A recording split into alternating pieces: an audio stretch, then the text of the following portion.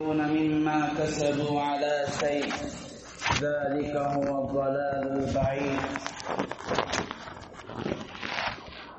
وقال تعالى في مقام آخر: ومن يكفر بالإيمان فقد حبط عمله وهو في الآخرة من الخاسرين. صدق الله العظيم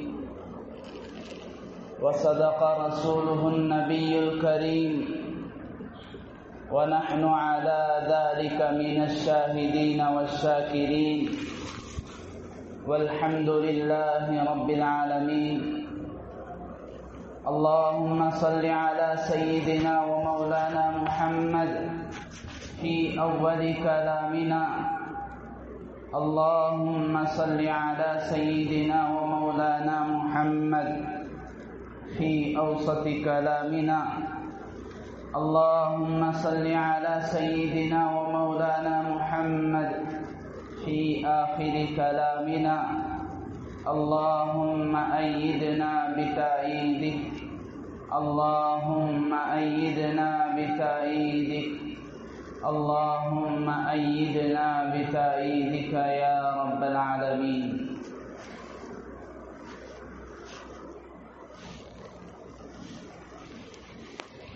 محترم معزز بزرگوں، دوستوں، عزیز سامعین کرام، نوجوان بھائی،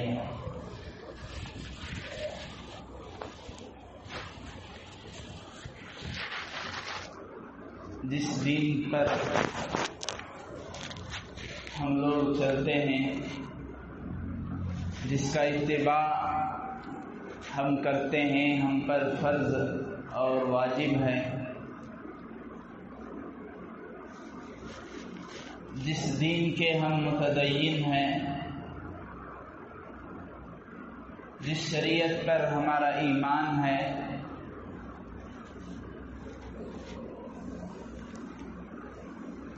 وہ شریعت آخر کیا ہے؟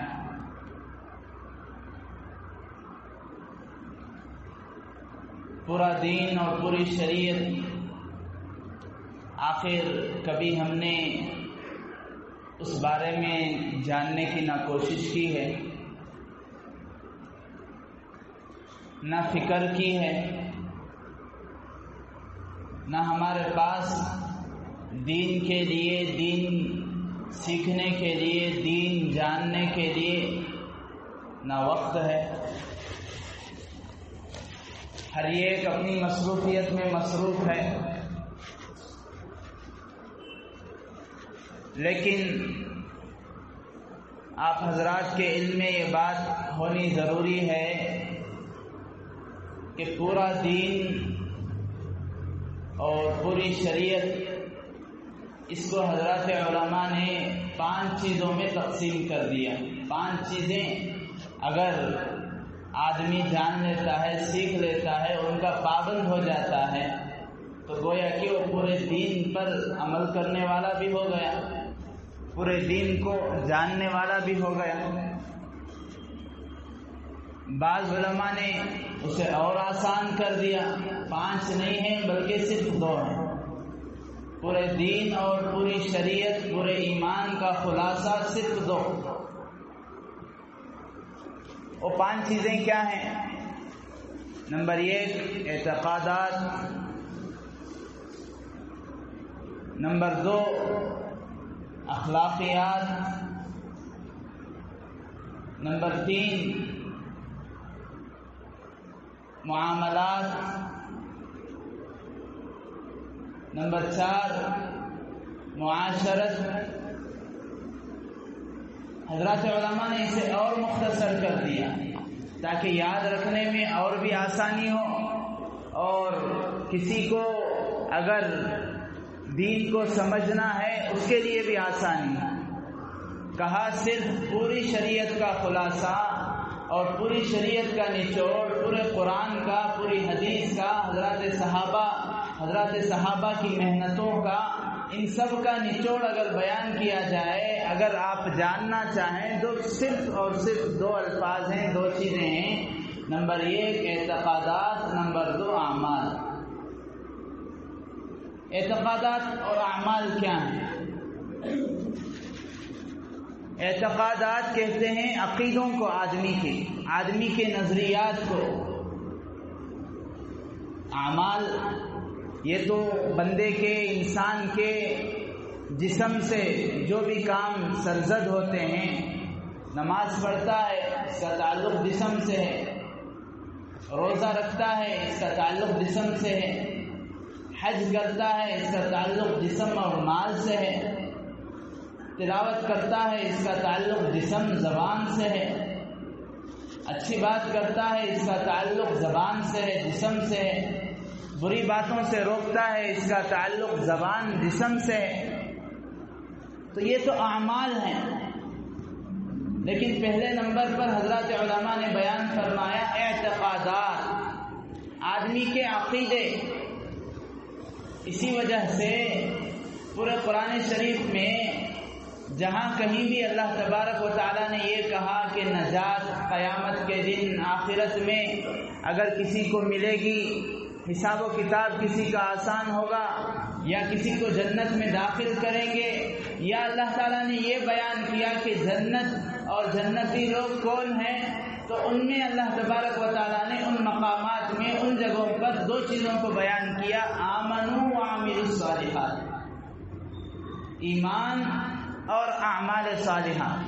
ایمان کا مطلب عقیدہ صحیحہ، صحیح عقیدہ، اعمال صالحہ صحیح اعمال، نماز ہے، روزہ ہے، زکوٰۃ ہے، حج ہے، تسبیحات ہیں، نوافل ہیں، واجبات ہیں، فرائض ہیں، مستحبات ہیں، سنتیں ہیں۔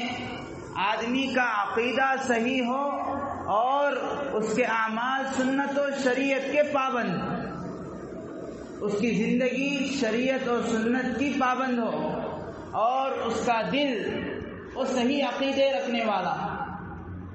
ایمان کا تعلق آدمی کے دل سے ہے، ایمان کا تعلق آدمی کے قلب سے ہے۔ اسی لیے حضرات علماء نے فرمایا اس کا مقام پہلے ہے، اس کا درجہ پہلے ہے۔ ہم نے بارہا سنا ایمان ایمان ایمان، ایمان والے مومن۔ آخر یہ ایمان چیز کیا ہے؟ ایمان آخر کسے کہتے ہیں؟ ایمان آخر کس چیز کا نام؟ مل ایمان، خود اللہ کے نبی علیہ السلام کو اللہ تعالیٰ نے حضرت جبرائیل علیہ السلام کو بھیج کر ایمان سکھایا کہ ایمان کیا ہے آپ کو معلوم ہے، ایمان کن چیزوں کا نام ہے، ایمان کن چیزوں کے مجموعے کا نام ہے، کن اعمال کو ایمان کہا جاتا ہے، کن عقائد پر ایمان بولا جاتا ہے، کن افکار اور نظریات کو ایمان کہا جاتا ہے۔ یہ جاننا آج ہمارے لیے بہت ہی ضروری ہے۔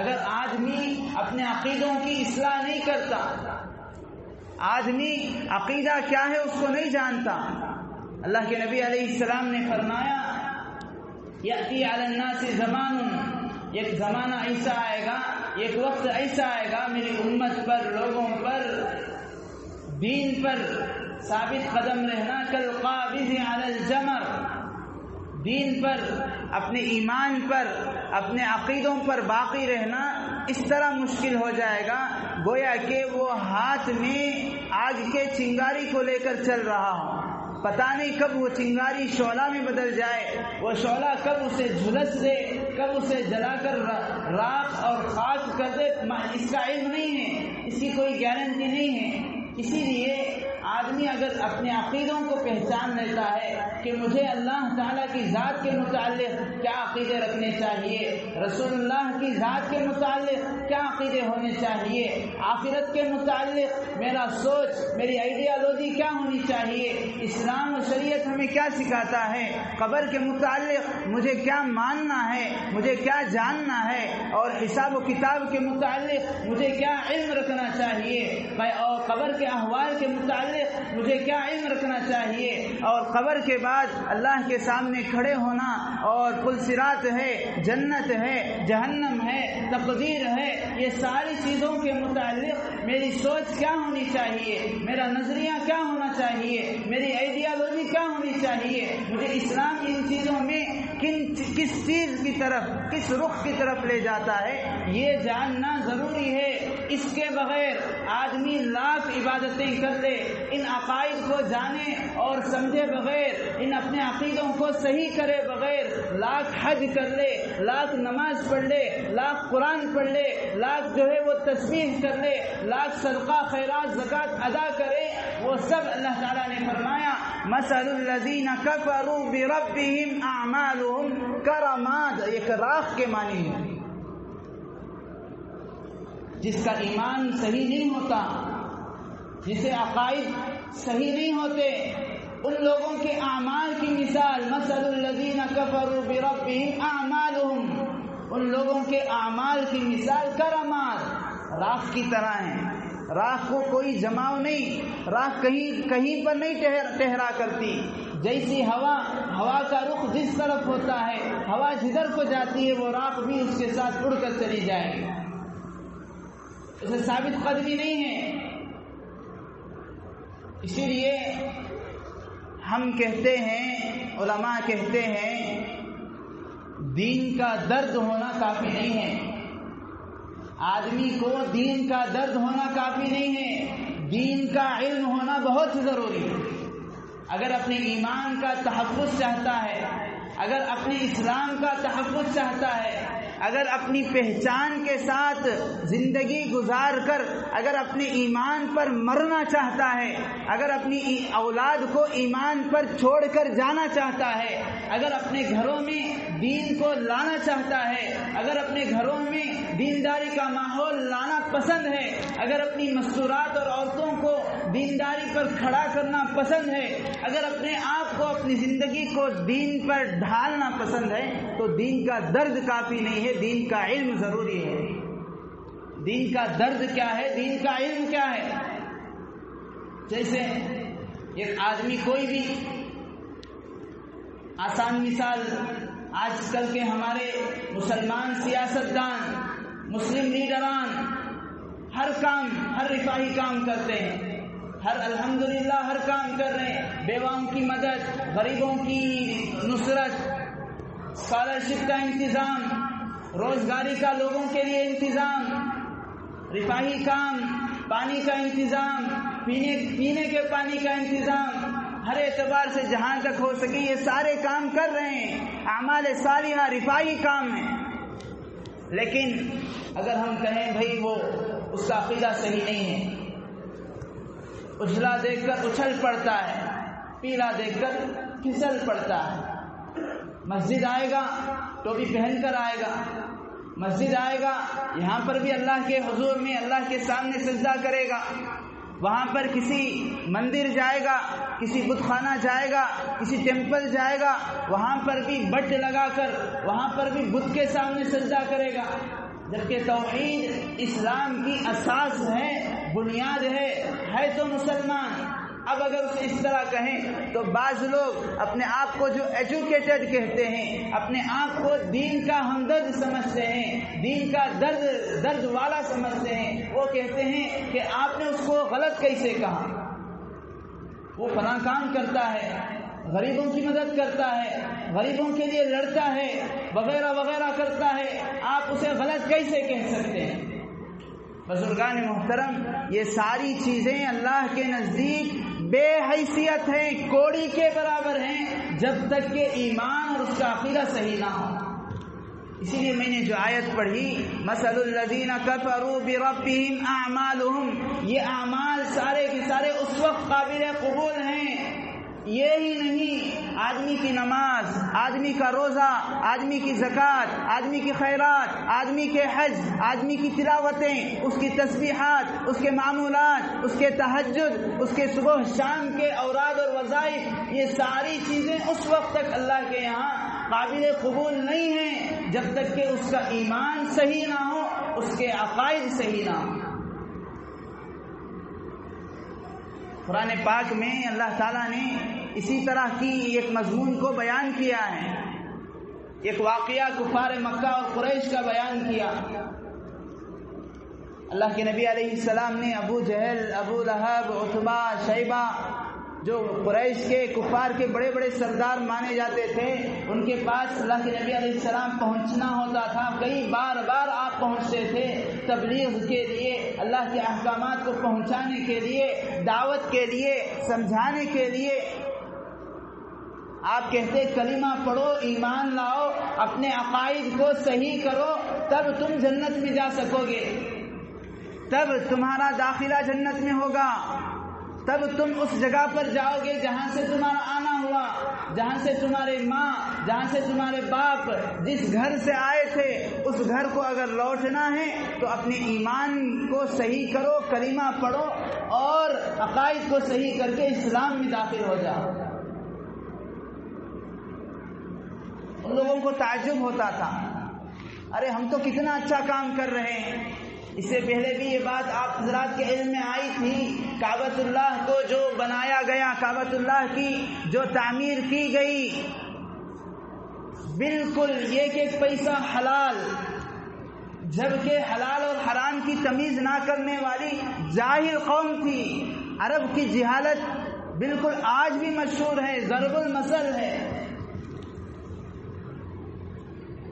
کسی کے پیٹ میں کسی درد ذہ والی عورت، حاملہ عورت، پریگننٹ عورت، راہ چلتی ہوئی عورت، اس کے پیٹ میں جو بچہ ہے وہ بچہ ہے یا بچی ہے جاننے کے لیے راہ چلتی عورت کو مار دیتے، پیٹ چیر کر دیکھا جاتا۔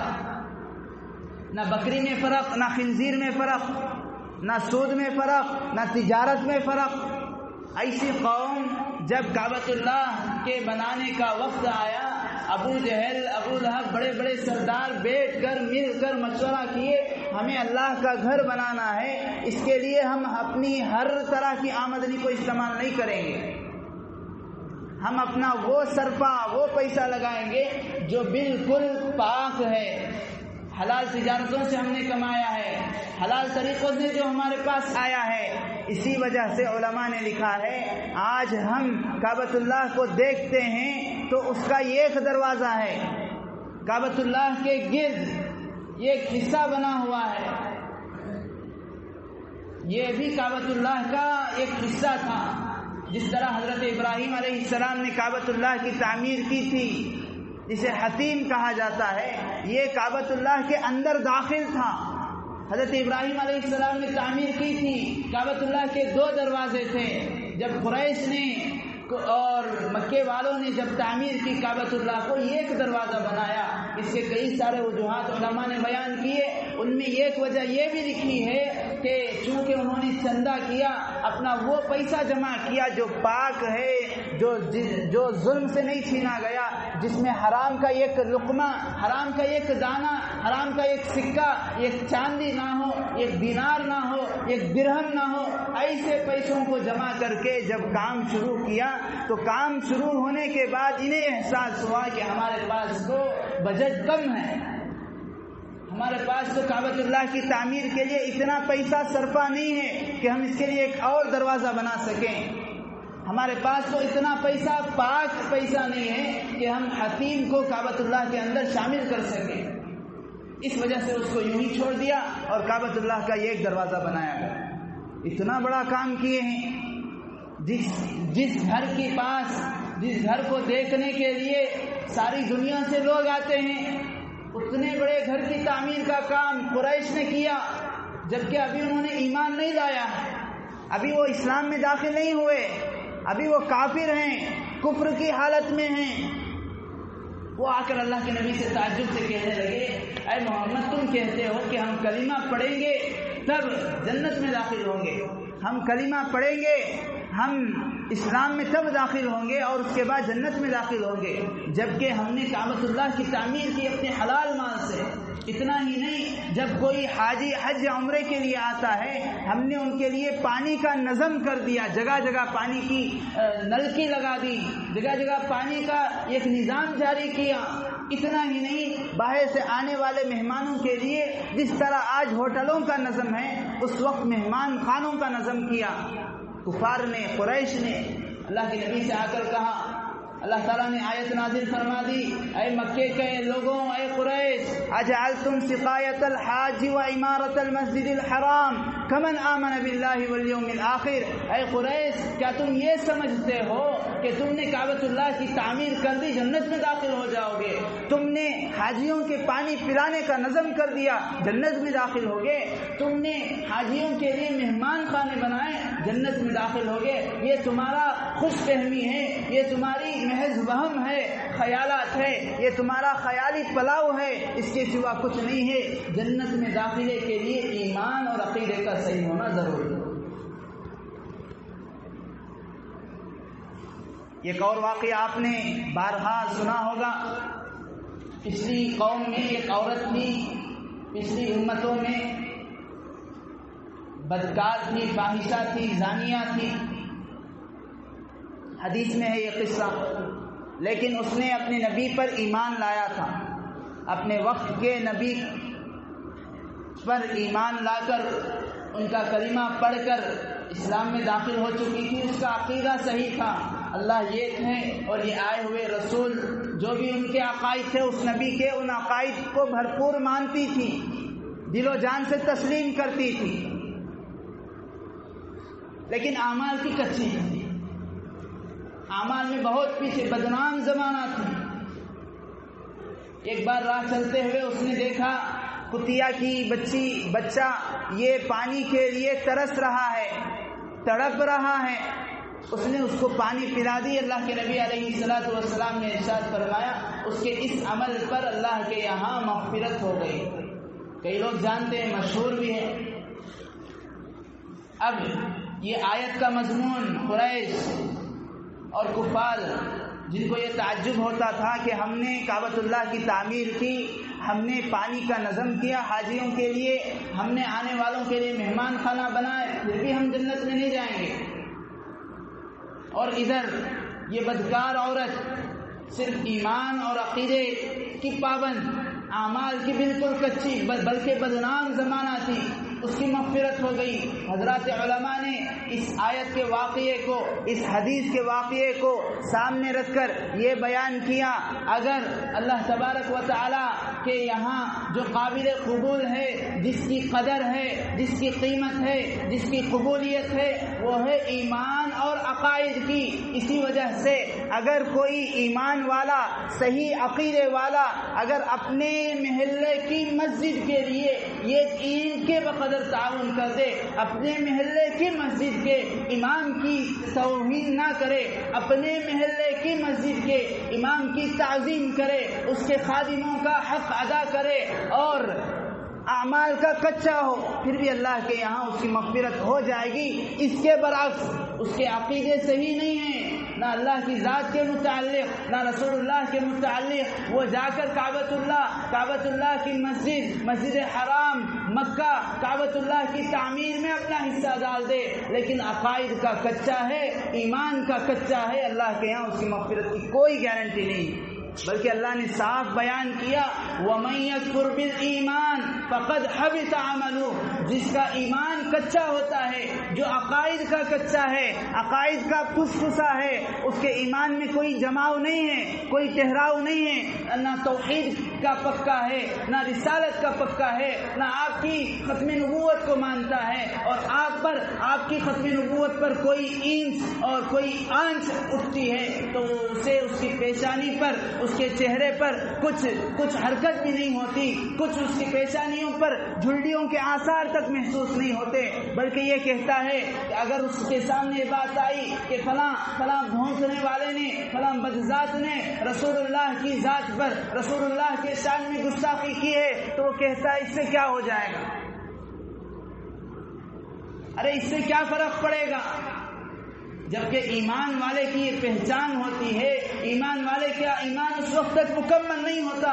لا یؤمن احدکم حتی اکون احب الیہ من والدہ وولدہ والناس اجمعین. اپنی اولاد، اپنے والدین اور سارے لوگوں سے، دنیا سے بڑھ کر جب تک میری محبت اس کے دل میں نہیں سما جاتی وہ ایمان والا نہیں ہو سکتا.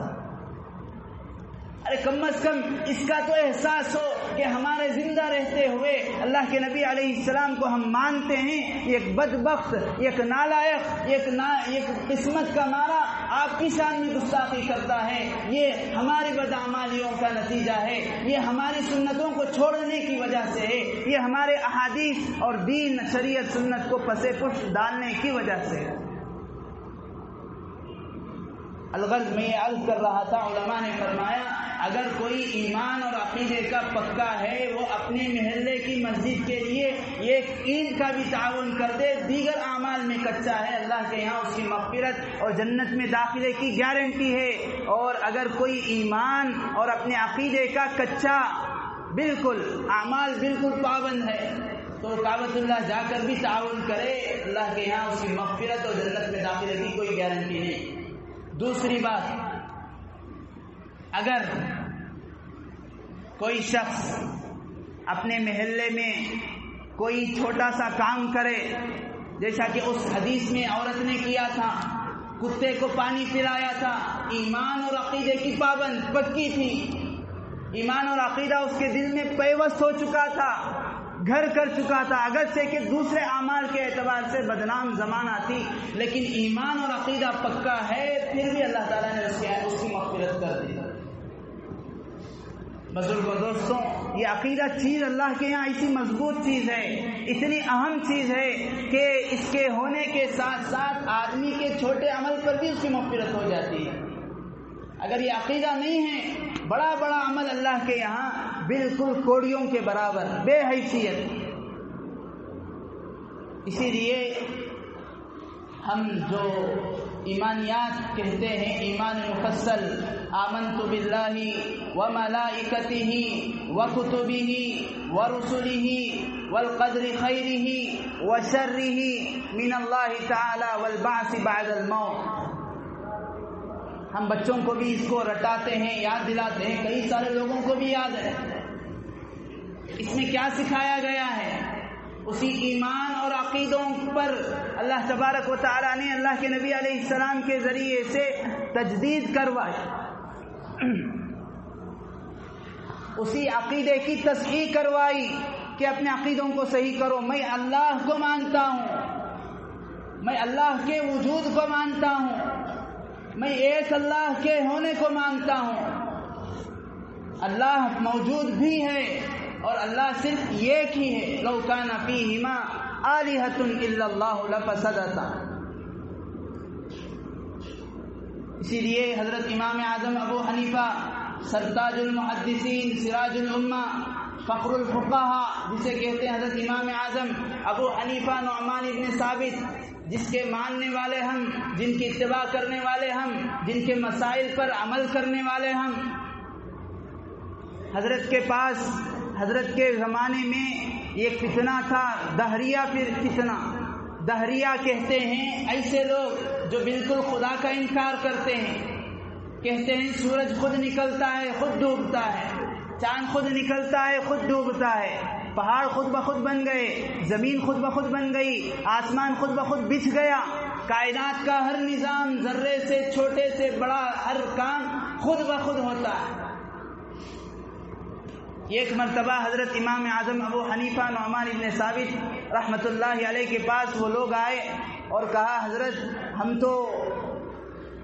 ہم نے تو یہ سنا کہ آپ ایک بڑے درجے کے تابعی ہیں، آپ نے صحابہ سے ملاقات کی ہے، صحابہ سے سیکھا ہے، صحابہ سے علم حاصل کیا، حدیث لیا، مسائل کو جمع کیا ہے، وقت کے امام. لوگ آپ کو امام اعظم کہتے ہیں، بڑا امام. ہمارا ایک مسئلہ ہے، اس کو آپ حل کر دیجئے. پوچھا کیا ہے؟ کہا ہمیں اللہ تعالیٰ کے موجود ہونے پر کوئی بھروسہ نہیں. دہریہ تھے، اللہ کا انکار کرتے تھے، کہا اللہ تعالیٰ کیسے موجود ہے؟ یہ ہمیں کوئی سمجھ میں آنے والی بات نہیں، آپ ہمیں سمجھا دیں۔ مسئلہ بڑا نازک تھا۔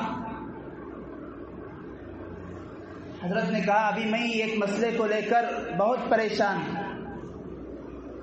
اسی لیے علماء نے فرمایا جو مفتی اور فقیہ ہوتا ہے اس کے ذہن میں ہمیشہ کوئی نہ کوئی مسئلہ گردش کرتا رہتا ہے۔ اسی حضرت امام اعظم ابو حنیفہ کے پاس ایک وقت ایک آدمی آ کر پوچھنے لگا حضرت مجھے مسئلہ پوچھنا ہے۔ کون سا مسئلہ؟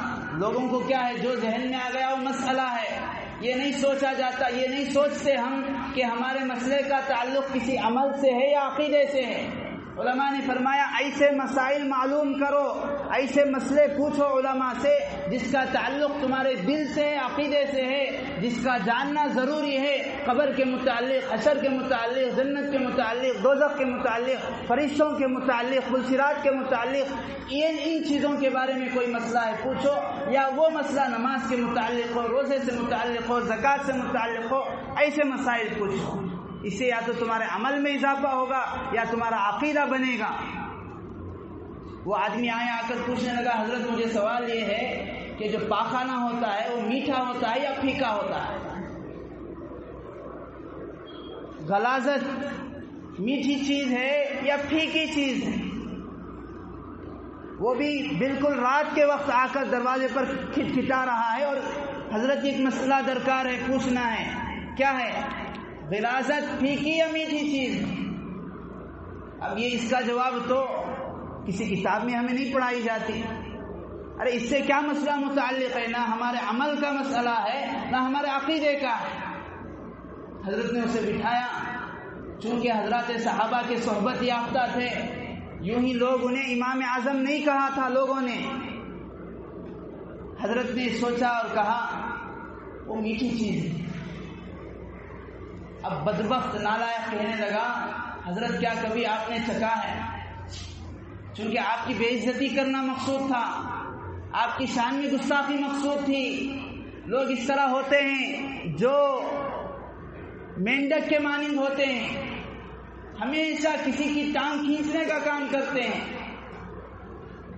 بغض عناد علماء کا اس کے دل میں تھا، یہ سوچ کر آیا تھا کہ میں ایک مسئلے کو لے کر آپ کے پاس جاؤں گا اور آپ جواب نہ دے سکیں گے، میں ڈھنڈورا پیٹوں گا کہ ایک وقت کا امام اعظم میرے ایک مسئلے کا جواب نہیں دے سکا۔ آپ نے کہا ارے میاں ایسی کوئی بات نہیں ہے، اگر وہ پھیکی یا کھاری کڑوی چیز ہوتی تو اس کے سوکھ جانے پر یا اس کے موجود ہونے کے وقت مکھیاں اس پر کبھی نہیں بیٹھتی۔ آپ نے کبھی مکھیوں کو دیکھا ہے وہ تیز چیز پر بیٹھتی ہیں؟ آپ نے کبھی مکھیوں کو دیکھا ہے وہ کڑوی چیز پر بیٹھتی ہیں؟ عموماً وہ میٹھی چیز پر ہی بیٹھتی ہیں۔ اس طرح میں نے یہ خیال کیا کہ وہ بھی شاید کوئی میٹھی چیز ہو۔ بہرحال مجھے عرض یہ کرنا ہے، وہی امام اعظم ابو حنیفہ کے پاس چند لوگ یہ مسئلہ لے کر آئے، حضرت ہم خدا کو نہیں مانتے، آپ ہمیں جواب دیں۔ آپ نے پوچھا میں اس وقت ایک مسئلے میں پریشان ہوں، میں جاؤ کبھی تمہارا جواب دیتا ہوں۔ انہوں نے کہا کیا مسئلہ ہے ہمیں بتا دیجئے، ہم حل کر دیں گے۔ حضرت نے کہا میں یہ سوچ رہا ہوں کہ ایک آدمی ایک سمندر کے پاس کھڑا ہوا ہے، سمندر کے اس کنارے، اسے جانا ہے سمندر کے اس کنارے، اس پار جانا ہے، نہ کوئی لوگ ہیں سمندر میں، نہ کوئی کشتی ہے۔ وہ دیکھتا ہے اچانک وہ یہ دیکھتا ہے کہ سمندر کے اس پار اس طرف ایک درخت ہے، درخت خود بخود کٹ رہا ہے، درخت خود بخود جو ہے چیرے جا رہا ہے، چیرنے کے بعد خود بخود اس کی لکڑیوں سے یہ کشتی تیار ہوئی، پھر خود بخود وہ کشتی چلتے ہوئے سمندر کے اس پار سے میرے پاس آ گئی۔ یہ کیا ممکن ہے؟ یہ پاسبل ہے؟ میں یہ سوچ رہا ہوں۔ وہ لوگ ہنسنے لگے، ارے آپ کو کس نے امام اعظم کہا؟ آپ اتنی بات نہیں سمجھ، ارے درخت کو کاٹنے کے لیے ایک آدمی کی ضرورت، کشتی بنانے کے لیے میستری کی ضرورت، کشتی چلانے کے لیے فلاح ناخدا کی ضرورت، اس کے بغیر یہ کیسا چل سکتا ہے؟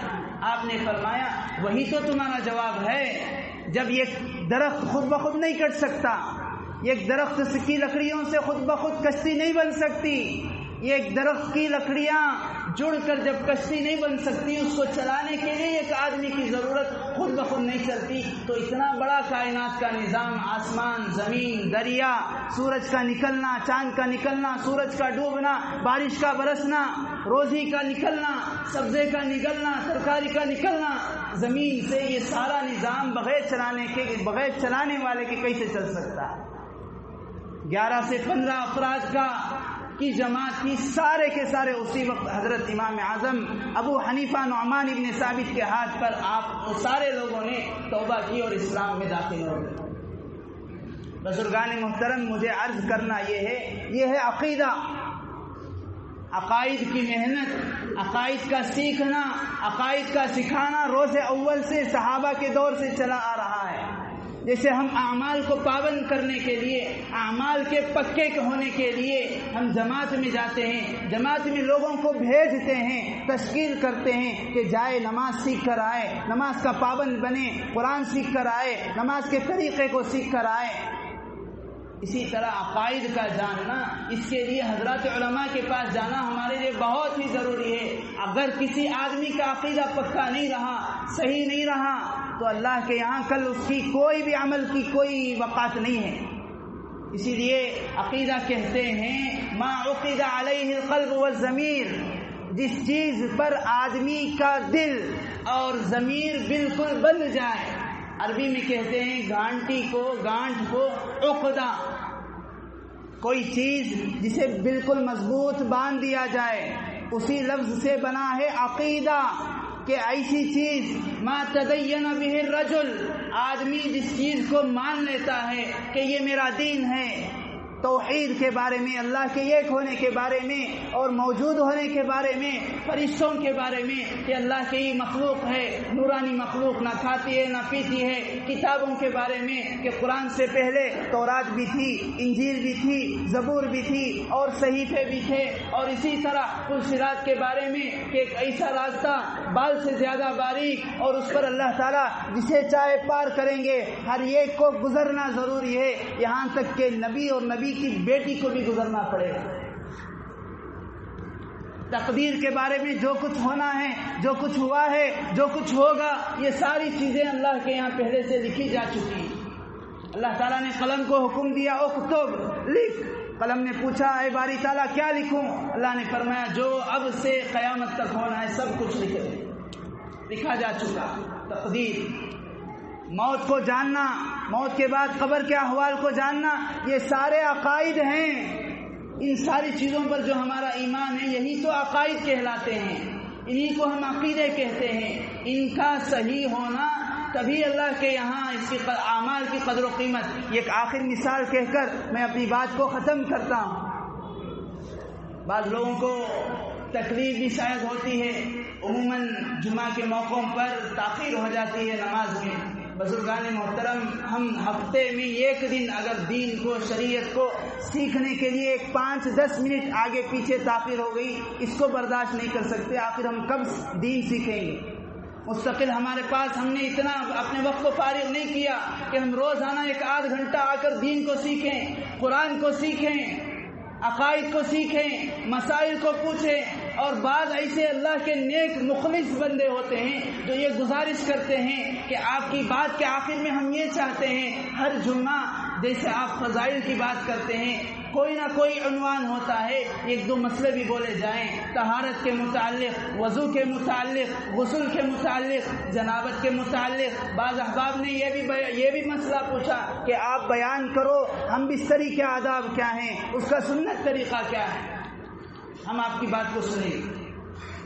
بزرگان محترم، جیسے عدد گنتی ہے 1 2 3 4 5 6، اس گنتی کی قیمت اس کے بعد صفر لگے نہ لگے تب بھی ہے، دونوں صورتوں میں یہ اس کی کوئی قیمت نہیں ہے، قیمت کم ہے لیکن ہے قیمت۔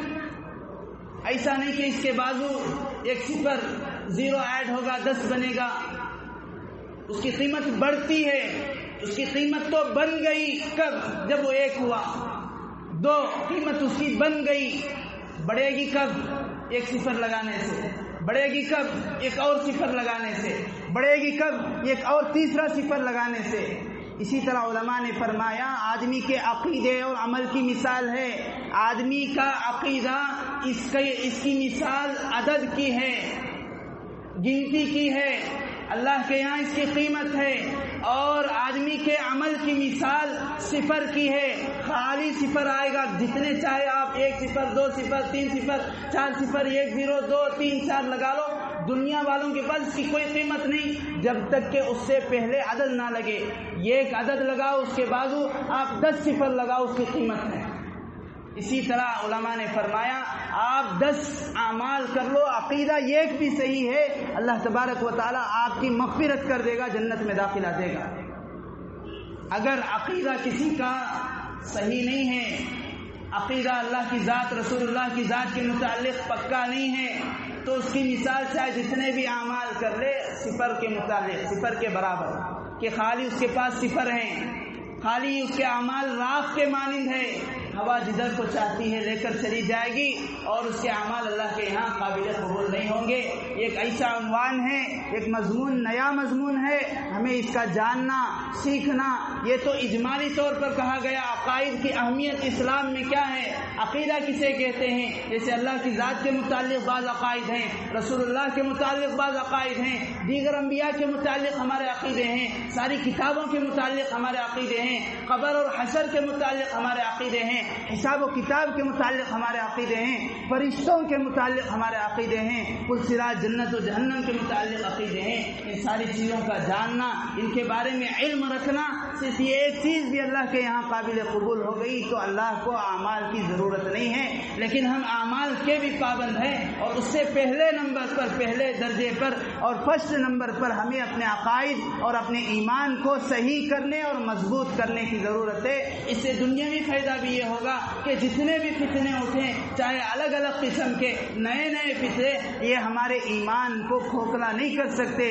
ہمارے ایمان سے ہمیں ہاتھ دھو کر بیٹھنے کی نوبت نہیں آئے گی جب ہمارا ایمان اور عقیدہ مضبوط رہے گا۔ اللہ تعالیٰ صحیح طور پر ہمیں سمجھنے کی توفیق نصیب فرمائے، ایمان اور عقائد کے اصلاح کی فکر نصیب فرمائے، اور حضرات علماء کی صحبت میں بیٹھ کر ہمیں ان ساری چیزوں کو جان کر اپنے آپ کو صحیح مسلمان بنانے کی توفیق نصیب فرمائے۔ آمین۔ وآخر دعوانا ان الحمدللہ رب العالمین۔ جو احباب سنت نہیں پڑھے وہ پڑھ لیں۔